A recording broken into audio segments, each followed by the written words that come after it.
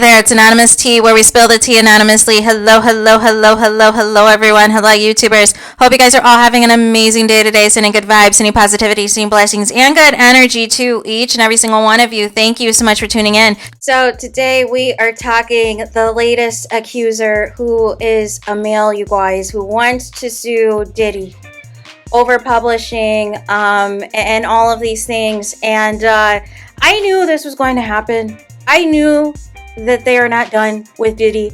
And I don't know who advised Diddy the other day to come out and say that people were just trying to cancel him and that all these allegations were false. Only for more allegations to surface. So let's talk about this one, and it's everywhere, but we'll read the one that's from All Hip Hop. So it says the following. It says, Little Rod accused Dilly of... not Dilly. Dilly-dallying. Little Rod accused Diddy of stealing his publishing for the Love album Off the Grid and launched a GoFundMe campaign to raise lawsuit funds. Little Rod accused Diddy of stealing publishing owed to him for his work on the Love album Off the Grid and attempted to raise money to sue the hip-hop mogul weeks before the lawsuit alleging sexual harassment and assault. Rodney Little Rod Jones filed a $30 million lawsuit claiming Diddy would walk around naked and would go bleep his genitals and touch his bleep. He further claims that he was forced to watch a video of Stevie J having sex with another man. Stevie J from Love and Hip Hop, you guys know. Little Rod includes screen caps allegedly taken from the video in this legal filing. However, weeks before news of this lawsuit surfaced, Little Rod called out Diddy on Instagram and launched a GoFundMe campaign titled, Help Me Sue Sean Diddy Combs. On February 3rd, he shared a video of himself and the mogul apparently discussing his publishing. In the caption, Little Rod claimed he'd been quietly fighting for his publishing for months. And then Stevie J responded to the publishing claims, and, you know, because he was a part of the production team for Bad Boy. And so in the comment section, he said, post the whole video. Don't make it seem like Bleep sitting around joking on you. You didn't produce 9 songs on the project. Adding a piano on a song doesn't make you the producer. Adding a bass on a song definitely doesn't make you a producer.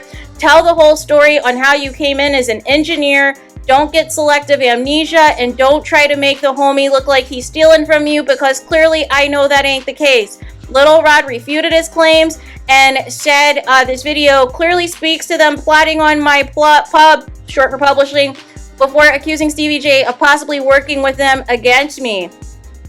So he said, how dare you, my number 8 change. Speaking of that, your name is next to mine as producer on Deliver Me, and no one else touched that track but me, Jay, and Dilla. I've never been known of an engineer in this game as long as I have worked. In fact, and tags somebody by the name of @MixBySource is an actual engineer that worked on this album that hasn't been credited as one. I'm confused because if I'm an engineer, why am I credited as a producer? And this video clearly speaks to them plotting on my pub. But what I am most certain is you're possibly working with him against me. I don't give no bleep about no danger zone. Them threats ain't never worked. #love. A few days later, on February 7th, Little Rod shared a video detailing his gripe with Diddy. He claimed that he took a year off to work on the Love album Off the Grid, often working around the clock for days until Diddy was satisfied. He also said that he was paid pennies for his work and claimed the contract he was offered was disgusting. Little Rod also accused Diddy of trying to steal his publishing, but insisted, I'm not going to let that happen. Meanwhile, Diddy's legal team has vehemently denied the accusations in the lawsuit. Diddy's lawyer claimed we have overwhelming, indisputable proof that his claims are complete false. In addition, Stevie J labeled the suit as bogus, and an adult film star has come forward claiming he is the man in the screen caps included in the filing and not Stevie J. You guys, what in the heck is going on, and why is Stevie J catching strays? I just don't understand, you guys, at this point. You know, what is happening with all these lawsuits against Diddy? First, we had, you know, several lawsuits from women. You know, of course, the everything kind of got the ball rolling once Cassie's lawsuit was quickly settled in record time. And then we had other allegations, some people who were even underage making allegations of, you know, RAPE and other attempts at the studio when they were underage by Diddy and allegedly other people on his team that were there to witness some of these acts and even partaking in themselves. And now we have our first male accuser. And all the things where this originally, you know, like I said, came forward because of the publishing, but there was already an active sexual assault case against Diddy that was already down the pipe as well. What do you guys think of all this?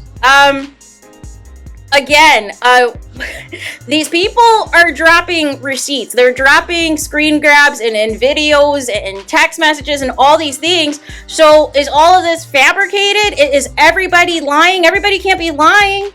50 Cent seems to be the only one that's standing on business that is saying that these allegations, you know, at least up until this point, no, these people aren't lying on Diddy, and he's the one that's, you know, spending his own money to put out a documentary against Diddy. So what is really going on, right? And I'll tell you what's going on is Diddy is no longer valuable to the powers that be.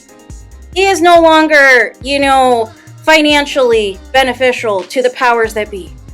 So whoever he pissed off or whatever happened, because it seemed like when we were in the thick of the Me Too movement, we skipped a lot of people, and by a lot of people, I mean a lot of your known people in hip-hop, kind of just like, just completely skated all over those people, right? When we got to the music industry. And so now we're like circling back. We're like, we're doing like a reverse Uno. We're coming back around and gathering all of these people who have allegedly taken advantage of others of age and underage in this industry, or trying to become a part of this industry, and you know, were either threatened at the time with their lives into silence, or worse, right? Or their families or friends were threatened or something. But now that Pandora's box has been opened, it has opened the door for more victims now to finally come forward and share their truth and speak their truth, right? And file these lawsuits, right? Now, I know Diddy's people are going to call everybody a liar. I know they wanted the one accuser to have them identified, even though they specifically wanted to be referred to as a Jane Doe, because they wanted to protect their identity.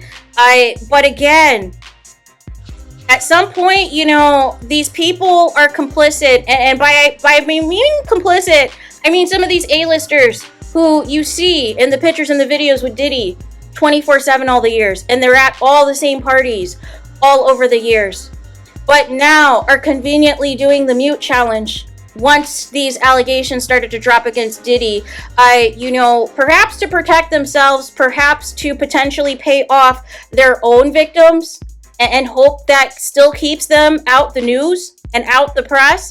And lo and behold, we still have people coming forward against Diddy. So this is not good for him at all, right? But again, this should not excuse the people that are mysteriously quiet, that were also very close to Diddy in his inner circle, and conveniently are nowhere to be found.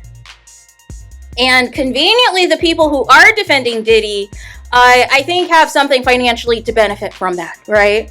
But as far as everybody else, everybody can't be lying out here, people.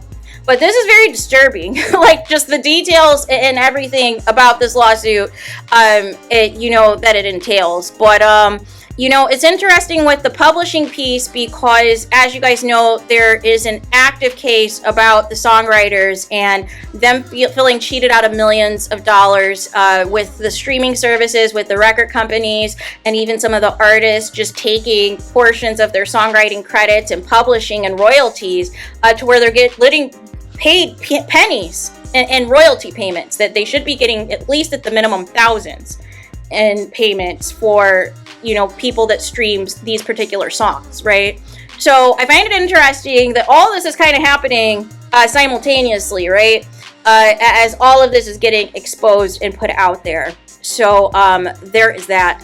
Let me know your guys' thoughts in the comments. What do you think of these new allegations against Diddy? What do you think of Stevie J catching a stray? What do you think of the publishing claims? Now, the publishing claims is interesting because, as we know, all of the bad boy artists pretty much, at one way or the other, did not have their publishing at all until recently, when they were no longer able to financially benefit in the capacity at the height of their music at the time when Diddy owned everything. And Diddy allegedly had all their money. So I find this all very, very, very interesting timing. So there is that. Let me know your thoughts in the comments. Please do not forget to like, comment, and subscribe. Hit the notification bell so you're notified the moment I post new content on my channel. And with that being said, I'll talk to you guys again very soon.